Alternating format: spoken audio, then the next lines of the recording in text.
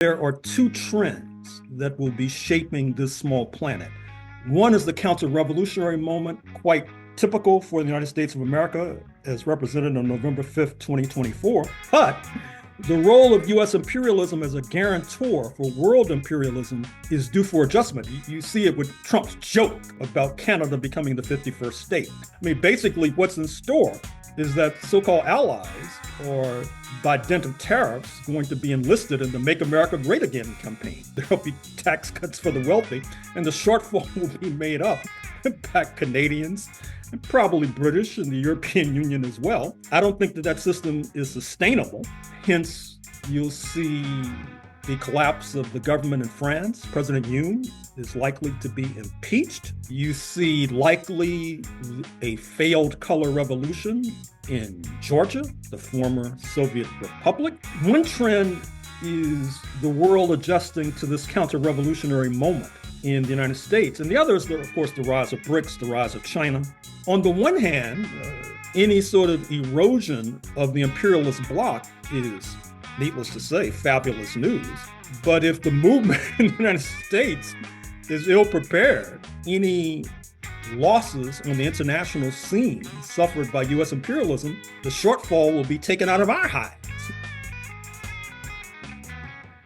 So the picture was from when I was an undergraduate some years ago, and those were college roommates. And as college roommates tend to do, we were joking around. I can't recall the origins of why my colleagues decided to dress similarly. I don't know if the reason I dressed differently is because I didn't have a black outfit, or maybe I was trying to be subversive. I don't know. But in any event, I decided to put on this African shirt, which I must say, I think this withstood the test of time, as they say. First, you were a trained lawyer, and you Mm-hmm. actually went to not one but two Ivy League schools.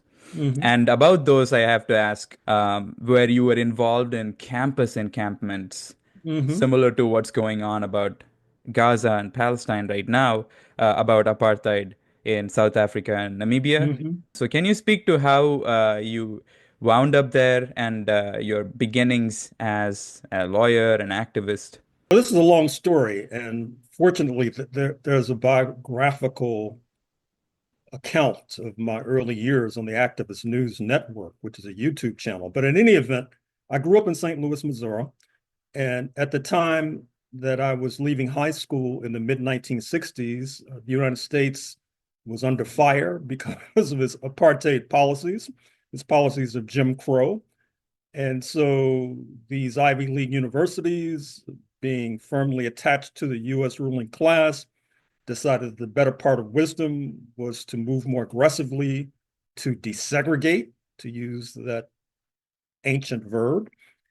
And at the time, um, in St. Louis, much in the news was Bill Bradley, who was from the St. Louis area, but he was a basketball star at Princeton University, which quite unusually had advanced to the college basketball championships. And so that garnered my attention, the fact that you had this basketball star at Princeton. And so they recruited me. And because they had a good basketball team, it's not that I was going to play on the team, but as a teenager, that was something that mattered to me. And so I applied there. And then, of course, Princeton had a reputation as being the Ivy League university with the closest ties to Dixie during the battle days of slavery, for example. It was much less prone to recruit Black students than its counterparts in the Ivy League. And so it was something of a shock initially to be there. But at the same time, it's just south of New York and just north of Philadelphia, and Washington and Boston were not that far away. So I spent a lot of time as an undergraduate on the road visiting different cities for various reasons, social and political. And With regard to the anti-apartheid protests, I think it was my junior year, we took over we seized, to use that verb, we seized the economic nerve system of the university in protests against the university's investments and corporations involved in exploiting cheap African labor in South Africa. And that was one of many political episodes that I was involved in. I was sort of a zealot-like figure in the sense that when Colombia erupted and had its protests in 1968, I was on the scene there, for example. When you had the shootings at South Carolina State University, historically Black school, I was involved in raising money and with a comrade driving it to Philadelphia to be dispatched to Orangeburg, South Carolina, on behalf of the protesters there. But I don't want to over dramatize my political activity. I was involved in a lot of social activity, a lot of parties, for example. I don't mean political parties either. So what were I mean like and this is a good place I think to talk about the fact that you were a big time jazz fan. You were listening to Ornette Coleman as a formative figure in how you got into jazz. And this is really unfortunate on my part that I haven't read the book Jazz and Justice, which I should have. Of the few books of yours that I've read, I can claim to have read multiple, including this one, I dare say. Can you speak to how important music was and jazz was in your formative years? I grew up in St. Louis, Missouri, which is a town notorious for its music scene. Miles Davis, the trumpeter, had roots right across the Mississippi River, East St. Louis, Alton.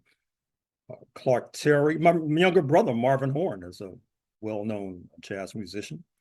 So I grew up listening to blues, listening to other forms of music. I spent a lot of time in East St. Louis. East St. Louis was a kind of wide open town at that moment in my life. That is to say, it was replete with clubs, music clubs. Ike and Tina Turner, for example, played quite a bit in East St. Louis. And so as a teenager, I was often to be found in these clubs across the Mississippi River.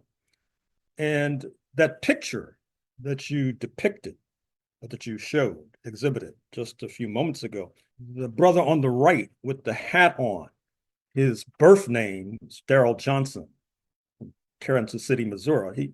He knew more about music than myself, and I used to tag along with him to clubs in New York City when I was an undergraduate. And I learned quite a bit about music from him, as well as from my other college classmates. Music was also a reason why I found myself 50 odd years ago in Baku, Azerbaijan. That is to say that my brother, who I mentioned, was a musician or is a musician, and I organized a blues band and I was the singer. Although, don't ask me to sing unless you Nah. What have songs your did you sing? eardrums punctured. What songs did you sing? Um, Big Boss Man, uh, Going Down Slow. We also performed in the city then known as Leningrad, now known as St. Petersburg. This was part of a cultural exchange, building friendship between and amongst the peoples. I should also say that it was in 1973. I think that trip was in 1974, but it was in 1973 that I was also in the Soviet Union. Hmm. And I was present during the conflict between Israel and Egypt, where Israel was really on the back foot at that time. And I recall that then Soviet leader Leonid Brezhnev gave this speech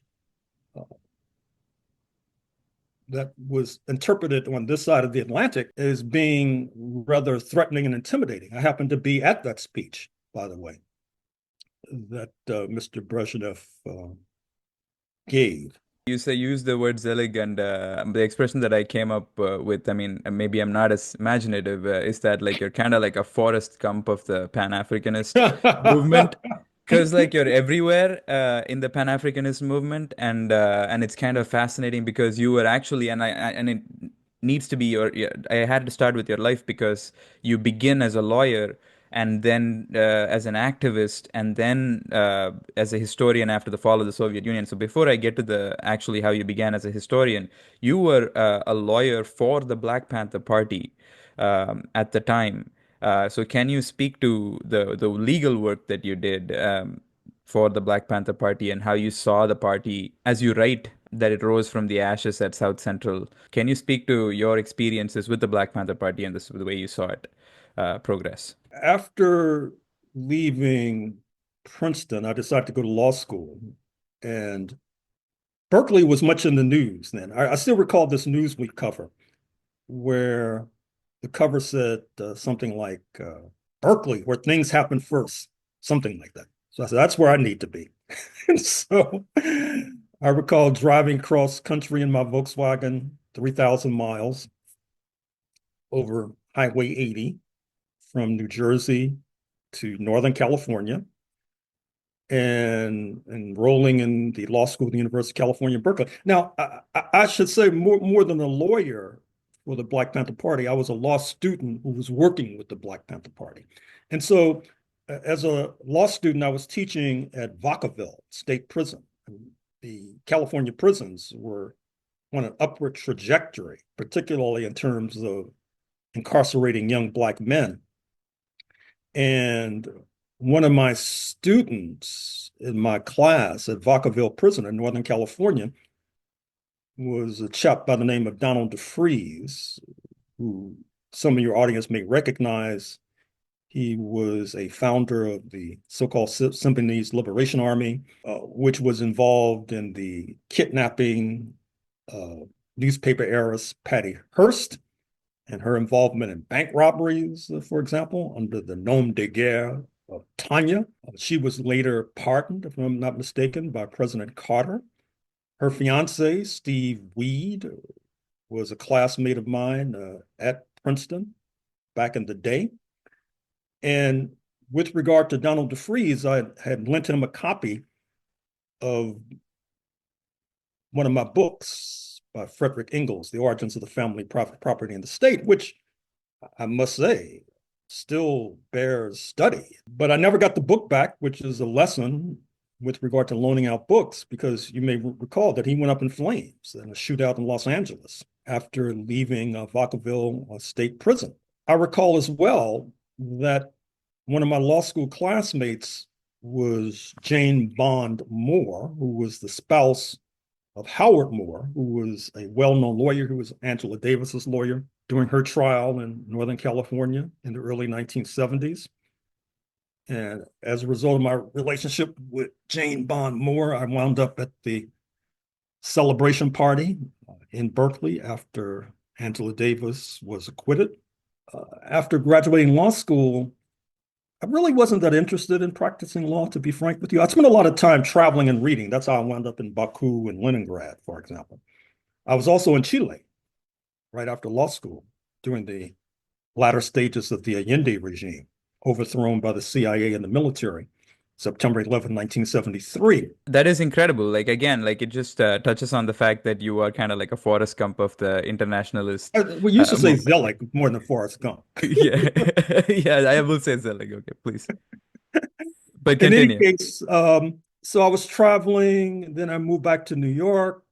That's when I got involved in a lot of radio in New York, which I'm still involved in decades later, hosting a show on the Pacifica outlet in Los Angeles, which I recommend to your audience. Most of the interviews wind up online, for example, at the Activist News Network once again. I also developed a relationship with the Hospital Workers Union, where I served as a kind of counsel. It was Martin Luther King's favorite union, very militant union, left-led union, managed to survive the ravages of McCarthyism, for example.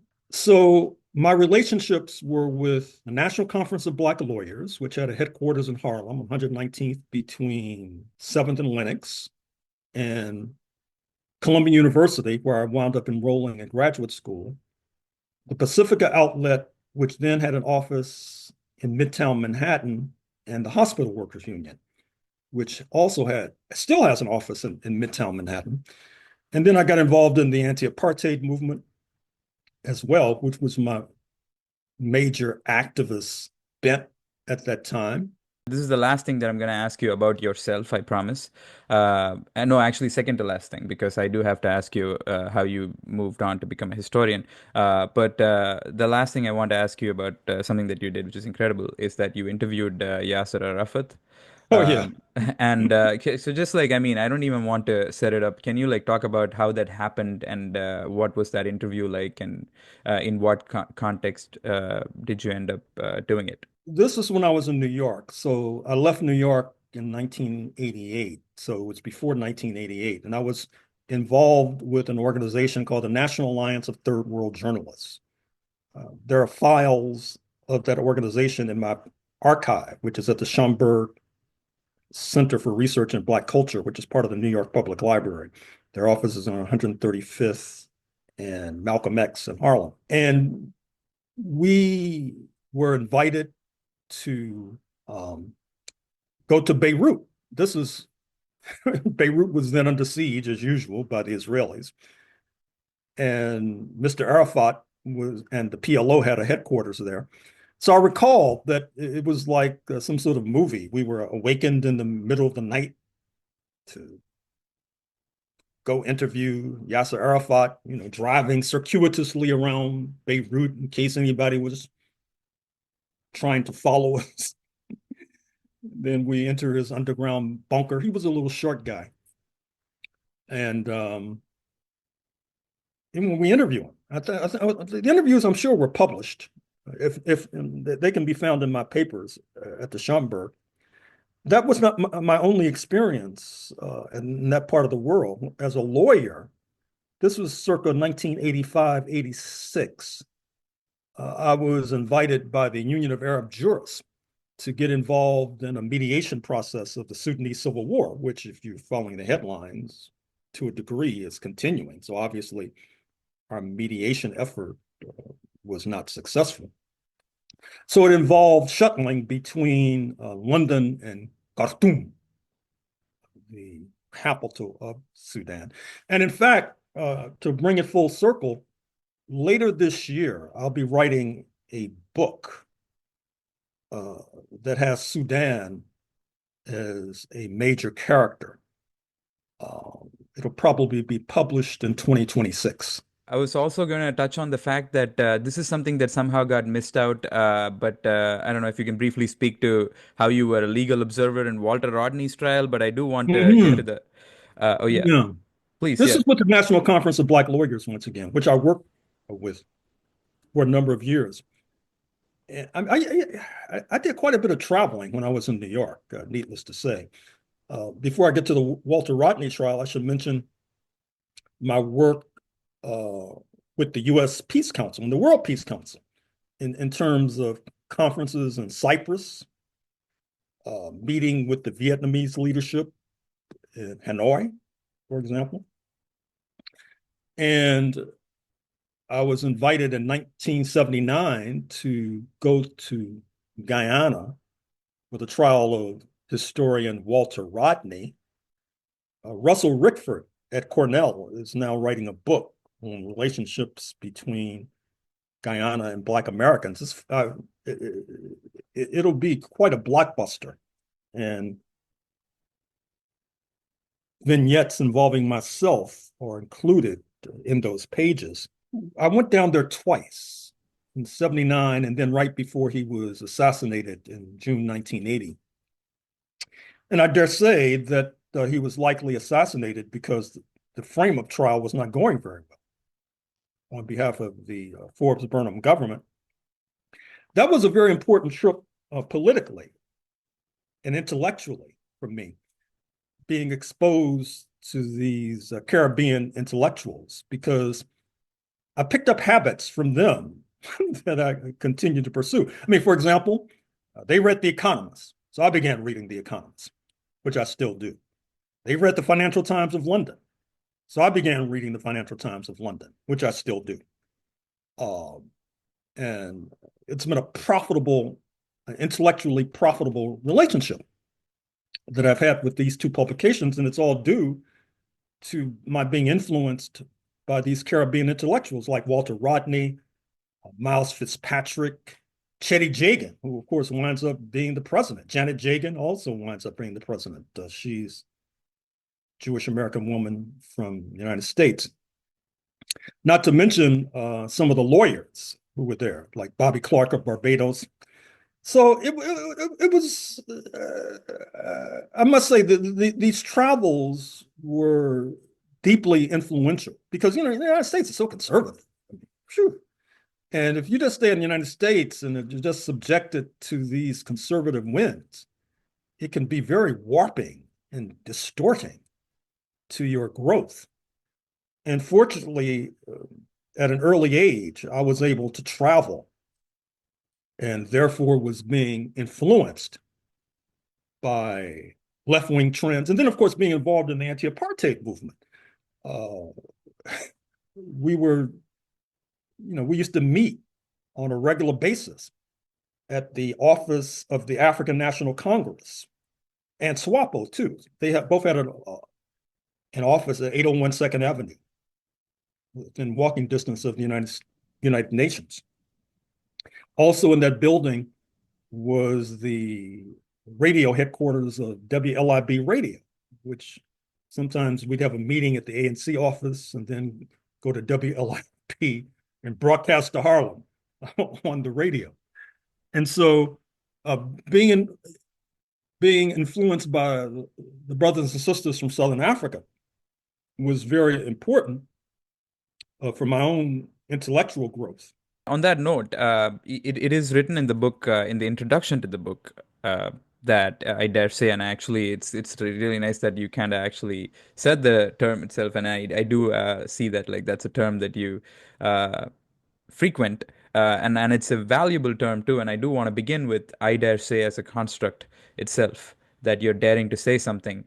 And it must be noted up to this point, all the way up to the liberation of South Africa from apartheid, and coinciding with the fall of the USSR, is around when you actually begin to take up becoming a historian, and very seriously. And I don't know if that's when you begin, or but that's when the transition into pursuing it full time happened. But you said at that time it was clear to me that the old order had evaporated, a new world was emerging, and that my time might be better spent analyzing on a full time basis domestic and particularly global trends. Mm-hmm. Was there a sense of is this pragmatism? Is this more just strategic, or is there like a sense of a retreat going on at that time? You feel like, because it seems like you were on the front lines of something that looked like a struggle, a war, an actual conflict, where you were in all these places where liberation struggles were happening. Some were succeeding, some were, getting crushed. And Walter Rodney, as you note, was assassinated. But then South Africa is liberated, and Nelson Mandela comes to power. So at that time, the statement seems to ring to an extent of a kind of, I don't know if it's a strategic retreat or a form of defeatism, or a finding yourself in your place, what you actually wanted to do. So can you speak to what made you switch to becoming a historian? I wouldn't call it defeatism. I think part of it, and I should have said this more explicitly, was dissatisfaction with historical analyses, for example. As you know, I've written rather negatively about the origins of the United States of America, which has not endeared me to some of our friends on the left who take umbrage at this notion that 1776 was not a great leap forward for humanity, which is part of what I've worked. So I was very dissatisfied with the disconnect, what I saw as a disconnect between history and the present. I mean, you're in the United States spending trillions to engender counter-revolution. And yet our friends on the left were telling us that this was this grand revolutionary experiment. That didn't make any sense to me. And so even before 1989, I had been in graduate school. As a matter of fact, there's also a clip circulating on the internet, you can probably find it, of my speaking at Harvard in 1988. The U.S. historical field has had a problem, which is that how can they write this glorious history of the civil rights movement? The history is obviously glorious and it's even been sanctified to a certain extent by the having the January 15th as the Martin Luther King holiday. How can they write this glorious history while excluding the role of the left, which played such an important role? They don't want to give the left any credit for the very central role that the left played in this movement. This is before the fall of the Berlin Wall. It was this major conference on anti-communism. Chetty Jagan, who I mentioned a moment or two ago, was there.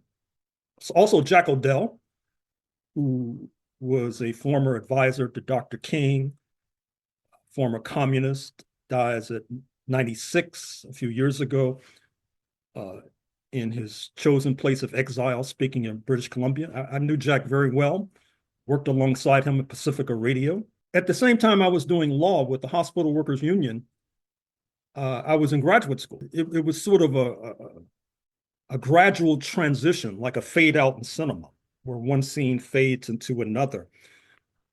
And in the mid-'80s, I was trying to do both. I was trying to do law, I was trying to do politics, and I was trying to be a historian. And I thought that was probably not doing justice to any of those categories. And so then with the tumultuous global changes, I decided, as what you have just read suggests, decided to focus more on trying to understand how we arrived at this moment. And I would like to think that as of December 2024, we're at a similar hinge moment. I would like to think that paradoxically and ironically, there are two trends that will be shaping this small planet. One is the counter-revolutionary moment, quite typical for the United States of America, as represented on November 5th, 2024. But the role of US imperialism as a guarantor for world imperialism is due for adjustment. You see it with Trump's joke, unquote, about Canada becoming the 51st state, for example. I mean, basically what's in store is that so-called allies are, by dint of tariffs, going to be enlisted in the Make America Great Again campaign. That is to say, there'll be tax cuts for the wealthy, and the shortfall will be made up by Canadians, and probably British and the European Union as well. And I don't think that system is sustainable. Hence, probably by the end of the day, today is December 4th, you'll see the collapse of the government in France, for example. You see that the government in South Korea, President Yoon, is likely to be impeached. You see likely a failed color revolution in Georgia, the former Soviet Republic. So one trend is the world adjusting to this counter-revolutionary moment in the United States. And the other is, of course, the rise of BRICS, the rise of China, et cetera. So once again, I think we're at a kind of hinge moment. And hopefully I can be helpful in terms of trying to explain how we got to this moment and what it portends. Because on the one hand, any sort of erosion of the imperialist bloc is, needless to say, fabulous news. But if the movement in the United States is ill prepared, what that may suggest is that any losses on the international scene suffered by US imperialism, the shortfall will be taken out of our hides right here in the United States of America. That's a distinct possibility, but needless to say, I'll be trying to ensure that eventuality does not occur. As you mentioned in your switch towards, or like gradual transition, the fade out, the slow change towards becoming a historian that you detailed. And one of the things that you note there is how much you pay attention to broader global international trends. Hmm. And the question here, I mean, one way is to pay attention to all of the what the different countries and their spokespeople are saying, and the trade agreements and so on. When it comes to looking at the domestic and understanding trends similarly, how do you approach understanding broader trends, especially, and I want to start with this example, which seems to be, and you draw a parallel between 1992, when you begin, when the book begins with a piece that you had written in 1992, after the riots, and you connect that to 1965. And I can't help but connect that even to 2020, where almost exactly the same kind of complaints, and you describe that as a domestic arms race.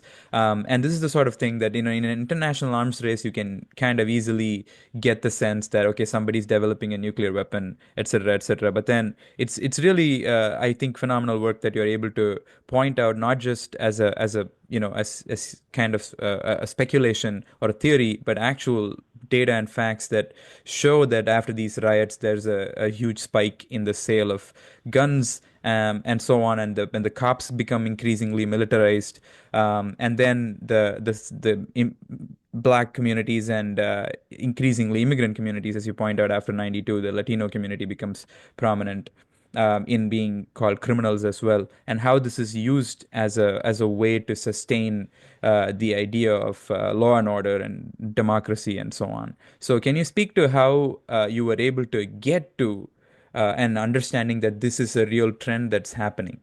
Once again, it goes back to my childhood in the sense that although I am adamantly hostile to child labor, I was a child laborer. My parents were poor, working class, internally displaced persons from Mississippi. And in fact, one of my next books will deal with slavery in Mississippi, which helps to produce my ancestors, for example. And so therefore, at the age of 6 or 7, I was out on the street selling newspapers. But at the same time, I started reading newspapers, not editorials, not front page headlines, but comic strips and the sports pages. I don't read comic strips as much as I used to, but certainly being immersed in comic strips at an early age helped to shape my sense of humor. And I still read the sports pages on a regular basis, although it's not the first thing I do in the morning. It's more or less the third or fourth thing I do in the morning. So there's been this gradual process of reading newspapers. New York Times, USA Today, Financial Times, China Daily. I used to subscribe to Grandma Cuba, but the U.S. blockade has stopped that. Not to mention all kinds of magazines. I mentioned The Economist, The Week, which is a U.S.-based publication, The New Yorker, People Magazine. These are publications. I could go on. New Republic, The Nation. I've been reading them for years. And then online, every morning, I spend about 30 or 40 minutes looking at headlines, mostly from U.S. domestic papers, such as New York Post, San Francisco Chronicle, East Bay Times. I get the hard copy of the LA Times, but I also look at the headlines in the morning: Boston Globe, Raleigh News and Observer, Atlanta Journal-Constitution, Miami Herald, New Orleans Times-Picayune. I get the Houston Chronicle hard copy, but I look at their headlines. St. Louis Post-Dispatch, which I started off selling at the age of 6 or 7. I look at their headline. Chicago Tribune. I get the Washington Post hard copy, but I look at their headlines. And then, of course, cross the Atlantic to look at the Mail and Guardian of South Africa, Herald of Zimbabwe, allafrica.com, Asia Times, the Guardian of UK. So on a daily basis, I'm trying to absorb news and then trying to take that clay and shape it into a kind of sculpture. to use that metaphor. In other words, I'm looking for trends. I'm looking to bolster and buttress ongoing theses or discard ongoing theses because they're not standing up to the test of time, for example, or the test of the pressure of news, for example.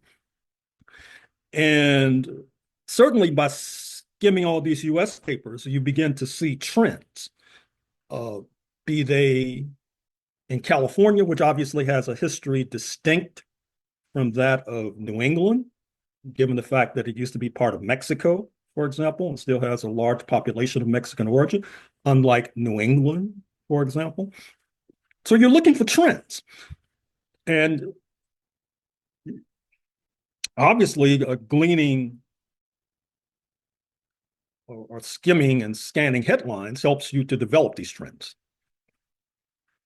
And I can just to get into the specificities of the issue in Southern California that you touch on is the characterization that they always tend to, these trends, especially in the US, always tend to scapegoat uh, minorities and immigrants. While, and as you point out, it's the ultra right that actually engages in these acts of violence that they eventually end up pinning, or like more often than not prosecuting leftist and or minority people in the riots, whether in 1965, in 92, and this could continue even up to 2020. If there is a riot in the future, God forbid, there is going to be another similar sort of situation where they'll increasingly scapegoat minorities, and they're already doing that through the all different kinds of rhetoric. There was in fact, like arguably, Trump was elected on a crime panic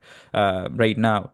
And the thing that I definitely wanted to touch on is the expose very recently of how the Los Angeles Sheriff's Department is actually has a secret white supremacist gang, and that they actually disproportionately they have kill targets and things like that, and that were explicitly laid out. It was a very groundbreaking investigative piece that came out. So, as somebody who has seen these sort of realities not only exist, perpetuate, but also change in character.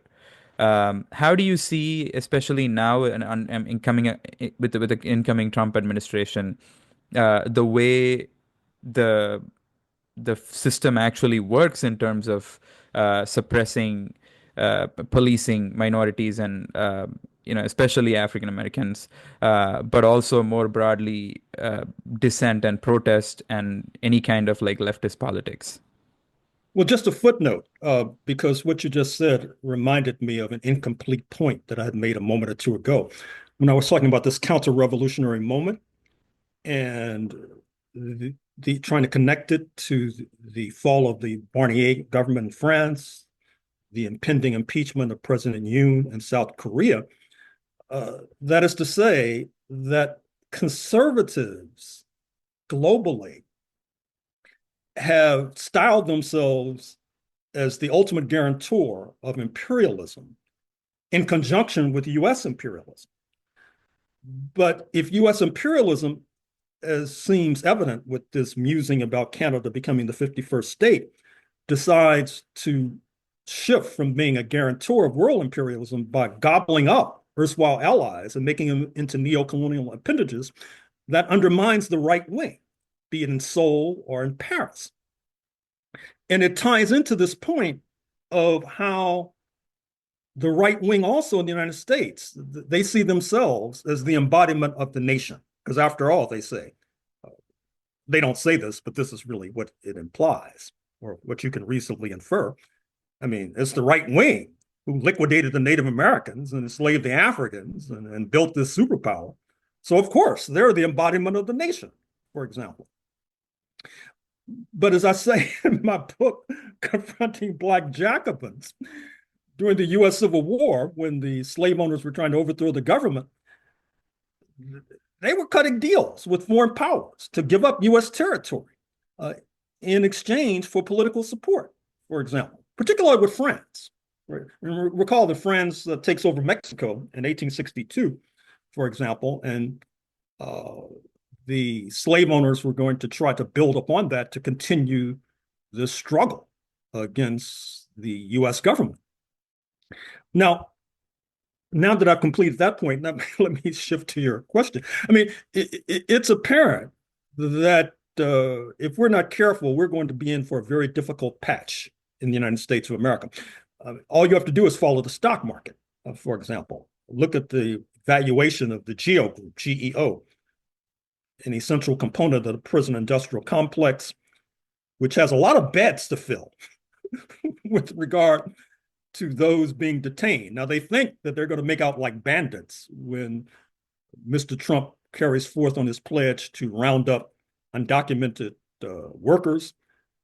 And of course, many of our friends on the left think that that won't happen. They think that this is just performative rhetoric because the construction industry, the agriculture industry, amongst others, is so heavily dependent upon undocumented labor. But in a sense, that can be seen as a kind of economistic argument because you still have historians, economic historians, who tell us that Jim Crow didn't make any sense because it didn't make any sense to turn away Black customers with greenbacks. They did it anyway. So it's not as if we know that historically there have been examples of the economic motivation and impulse being overwritten by xenophobia, for example.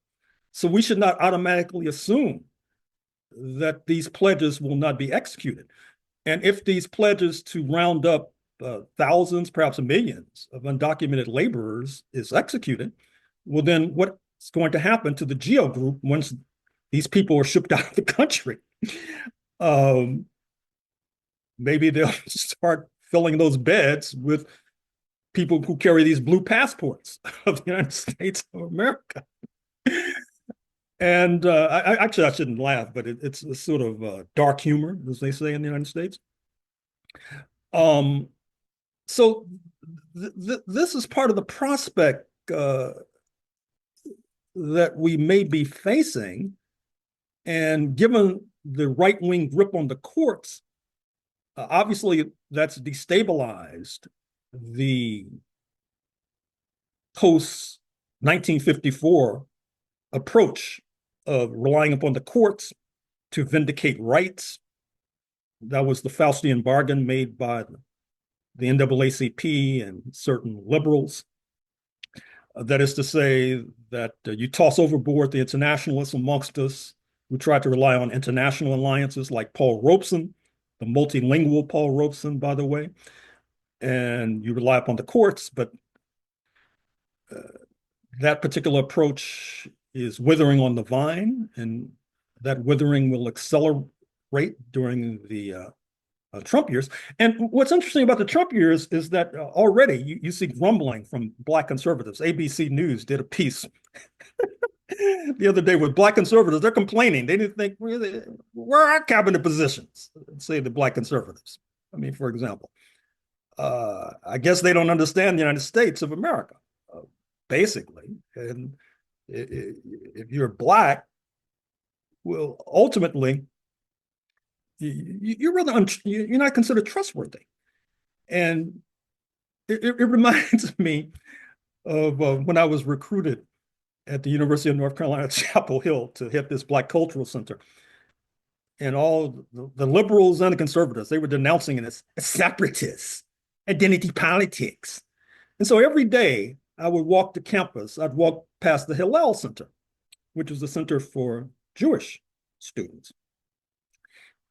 And then I would say, well, why isn't a Jewish center separatist? I mean, it's designed to cater to the needs and interests of Jewish students. Now, the honest answer would have been, Professor Horne, you should know more than most that the Jewish diaspora was quite helpful in building settler colonialism in North America.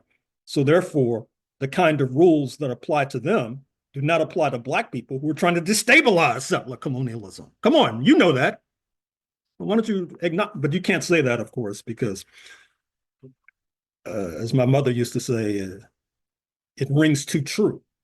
And so if it rings too true, you can't say it. Or as the journalist Michael Kingsley used to say, a political gaffe in Washington is when you accidentally tell the truth.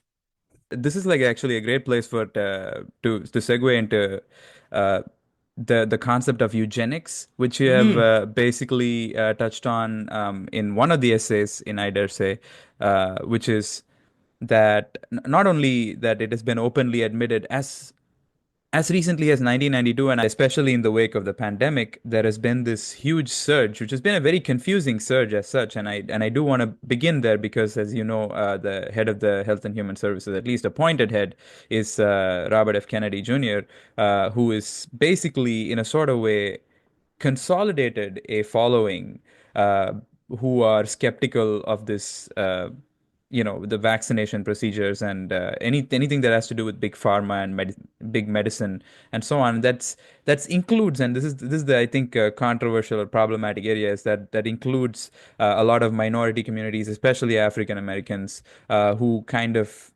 also that they played on the skepticism that African Americans have, based on the fact that there is a history of this kind of genetic research that has been done, and like deliberate infection through diseases and so on. That they've kind of like played this, I feel, game of scare or like fear mongering people into supporting kind of a more libertarian outlook when it comes to big pharma. And in the end, what ends up happening is that he becomes the head of Trump's Health and Human Services Department. So can you like square this for me, especially because there is this tendency to believe that there is an element of libertarianism and that this is actually going to dial back the extent to which the government is controlling Americans medically. There has been a historic impulse in North America under the settler colonial regimes of, on the one hand, seeking to exploit the labor of enslaved Africans, on the other hand, to get rid of them. In my book, The White Pacific, U.S. Imperialism and Black Slavery in the South Seas After the Civil War, I take that story to the South Seas, and I look, for example, at Australia, which after the U.S. Civil War, post-1865, got caught up in what was called blackbirding, that is to say, labor exploitation of Melanesians and Polynesians in Queensland, Australia, in particular, and in Fiji, the neighboring archipelago, under Australian jurisdiction. But at a certain point, the Australians said, no, we got to get rid of these dark-skinned people. And so they began to draw down blackbirding because they were looking at the United States and seeing all the problems attendant to having all these dark-skinned people in an otherwise white supremacist state. I mean, it's like mixing oil and water. And so some of our friends on the left, when they look at, for example, Vermont in the 1770s, and this is after the revolt against British rule, and Vermont is seeking, as the left, U.S. left interprets it, they're moving towards abolitionism, but actually they're moving to get rid of Black people. It's different from analytically and otherwise. I mean, for example, in Oregon in the 1850s, you have the same impulse to get rid of Black people. You know, as the well, here's a nugget for our baseball fans in the audience. When the pitcher slides the third strike past the hitter, he then says, you don't necessarily have to go home, but you got to get up out of here. And that's been this impulse to tell that to Black people. You got to get out of here. And this is particularly the case because, we're collaborating with the Native Americans, collaborating with British invaders, et cetera. And so that leads, of course, to the formation of the state of Liberia 200 years ago, initially to get rid of the free Negro population, then after the Nat Turner Revolt of August 1831, to free enslaved and ship them across the ocean as well. In my research just begun on my book on slavery in Mississippi, you had this newspaper in Mississippi in the 1820s, which was running these articles about the joys of Haiti, that they wanted the free Negroes and Mississippi, they moved to Haiti. So, okay, so fine, you have this impulse to get rid of the population. And then that bleeds easily into eugenics. That bleeds easily into this idea of limiting the population of Black people. And I would say so-called non-white people in general. And if you fast forward to today, in a subtle sort of way, if you want to look at the infant mortality rates amongst Black people compared to other populations, they're quite troubling and disturbing, to speak euphemistically. Or, for example, to speak anecdotally, if you look at the troubled pregnancies of affluent Black women like Beyonce, Serena Williams, almost dying in childbirth, you haven't had sufficient investigation to unravel and uncover what's happening. Because, of course, the right wing, they object to any sort of research, like they object to research on gun violence, for example.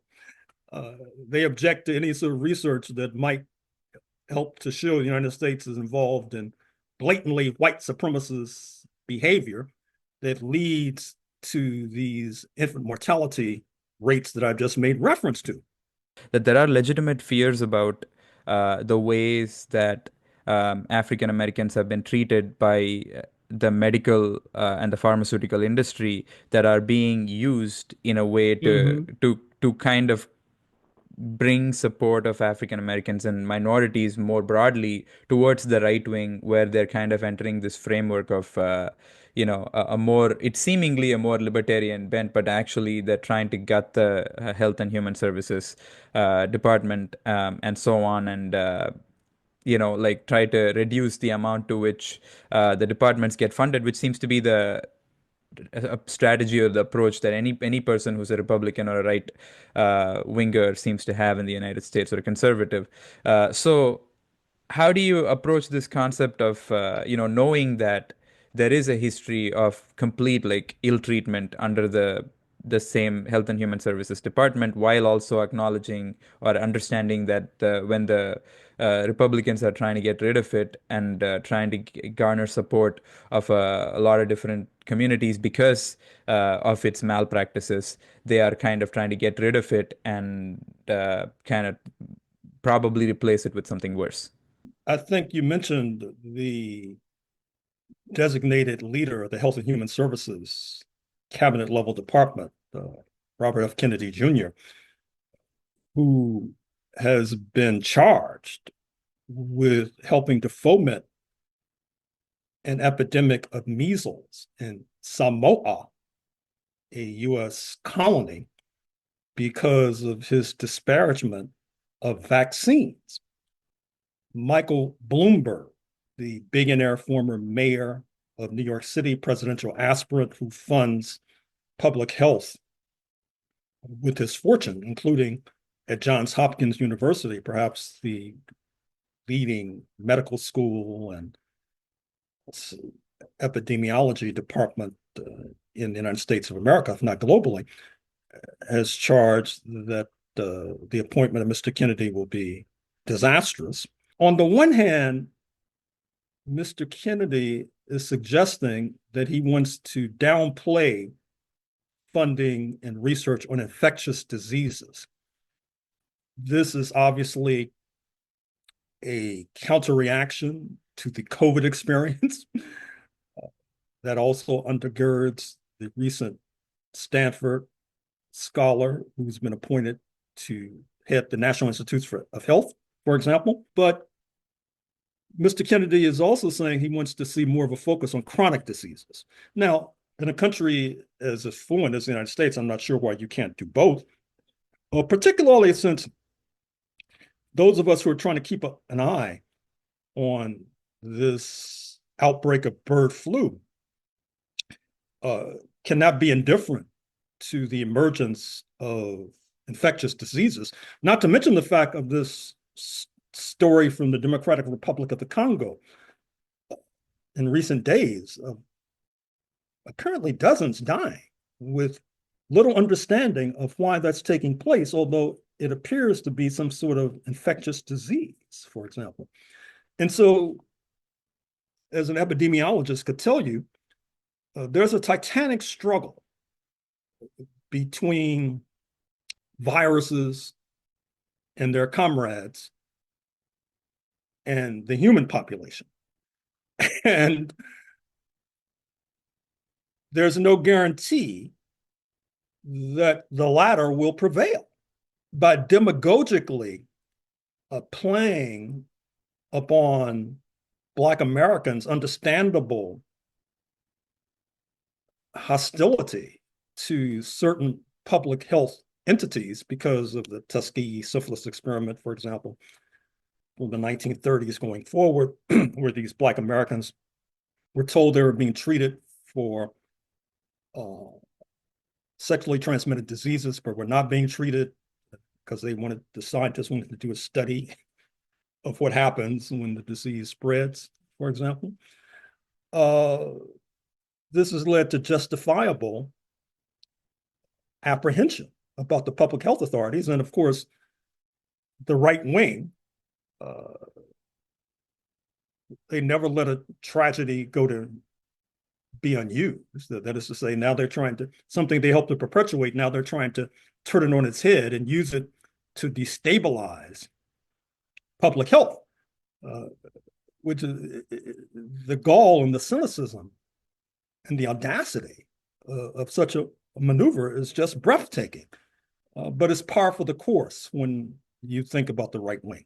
Speaking of the gall and the cynicism of the right wing, and this is kind of the overarching point that I wanted to get to with the conversation and the topic of I Dare Say itself, that you are a historian and an intellectual who is presenting the counter narrative as you are in terms of both the counter revolution of 1776, the concept of quashing the fact that it was a revolution, not just saying it wasn't a revolution, but that it was a counter revolution, and not just like stating that as an argument, but actually presenting it as with the necessary sourcing and the facts and so on, but still being very clear-eyed about the idea that there is a counter narrative that you are presenting against the existing order, which is hegemonic.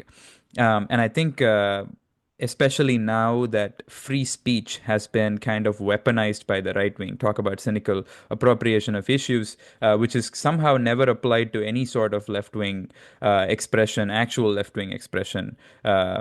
That in any moment somebody gets into trouble for something like that, nobody from the right wing ever comes to their rescue. There are people who have been assassinated in Palestine for speaking alone. Like there's no other crime that they have committed, whether it's journalists or even artists and intellectuals and so on. But nobody from the right wing comes to their rescue.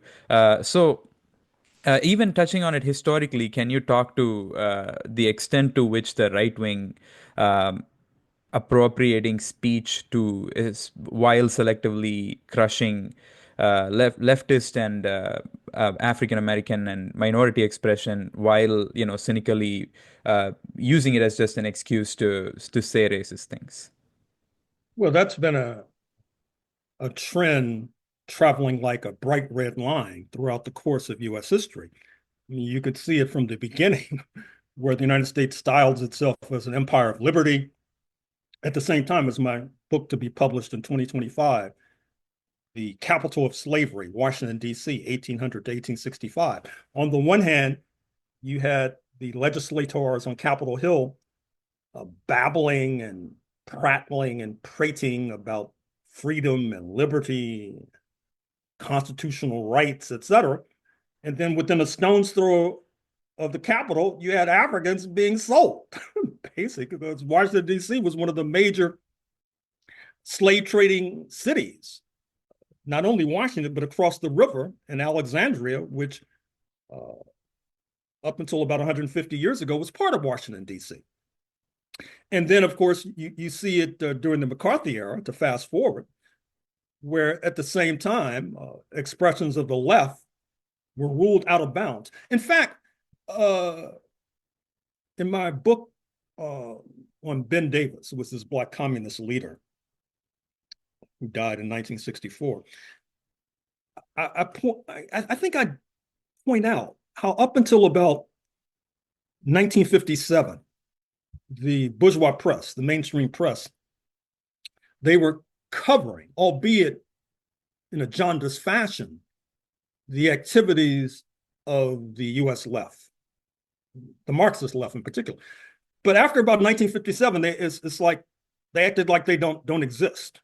They ruled out of bounds. At the same time, you still have this babbling and prattling and prating about free speech, for example, and the marketplace of ideas, for example, even though if you were to do the slightest inspection of this marketplace of ideas, you would find that there's little evidence of radical ideas being allowed to be ventilated. As a matter of fact, you probably followed the stories about the fall in the ratings of MSNBC and CNN. Right. And I think they've lost a lot of credibility because they haven't, with all of their talking, they haven't been able to explain November 5th in any sort of credible fashion. And so people are switching channels or turning them off. Now, they could invite left-wing people on who could shed light on November 5th, but apparently they'd rather go belly up. They'd rather be liquidated than diversify the voices that can be heard on these cable channels. And probably they will be liquidated, for example. You see that Comcast, which is the ultimate controller of MSNBC, is putting it on the auction block. And of course, there were these sardonic tweets by Elon Musk and others about buying MSNBC and either shutting it down or converting it to an echo of Fox News. And so, as I said, rather than diversify the viewpoints and adhere to the stated ideology of a marketplace of ideas, they would rather lose money. This is what I was saying with regard to the deportation of construction workers and farm workers. I mean, sometimes these folks, they'd rather lose money than move in a direction that they see as ideologically incompatible with their project, for example. So this is the unfortunate state of play. But once again, as we're concluding, let's conclude on an optimistic note, which is that perhaps the correlation of forces globally is such that even a counter-revolutionary moment that we're facing right now in North America will help to undermine conservatism around the world, such as apparently what's happening in South Korea and France as we speak, which will then have knock-on effects in the United States of America in terms of perhaps undermining conservatism. Because another hopeful sign I've found with regard to the current moment, because I don't want to leave us all in doom and gloom, is that I do detect that there are those who are not willing to say that the conservatives have a mandate. I was around during the Reagan years, and when Reagan would triumph, the liberals would run up the white flag. Oh, president has a mandate, bow down, all bow down. I don't necessarily see that kind of sentiment nowadays. Hopefully I'm correct, and I don't want to be accused of being idealistic and seeing ghosts and specters that don't exist. But I would like to think that that augurs well for resistance, but we shall see.